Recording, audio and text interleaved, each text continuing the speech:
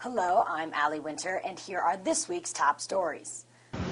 Good morning and welcome everyone to the Federal Communications Commission's public hearing on early termination fees. At an FCC hearing last week, early termination fees were the hot topic.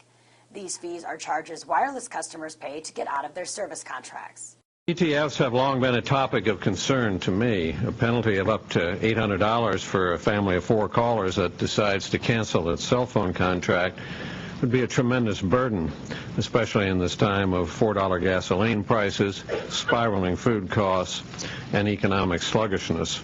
We all ought to be concerned when ETFs can reduce the ability of customers to switch providers if they are dissatisfied with their existing service or if another company makes a better offer, thus limiting consumer choice and the benefits that are supposed to flow from competition among carriers.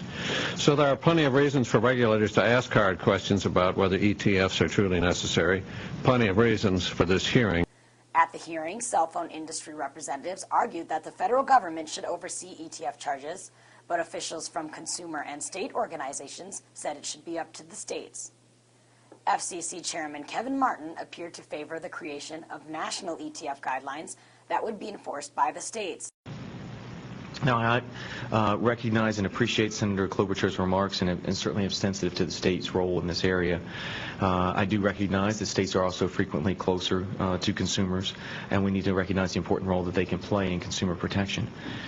However, I am skeptical that some of the plaintiff lawsuits will adequately address this issue from the consumer perspective.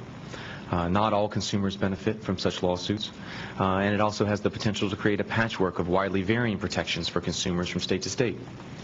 I think that consumers themselves would be much more adequately protected if we were able to have a more consistent regulatory approach. Martin said ETFs should be prorated over the life of a customer's contract, that ETFs not be extended when a customer renews their contract, and that customers have a grace period before being subject to the fees.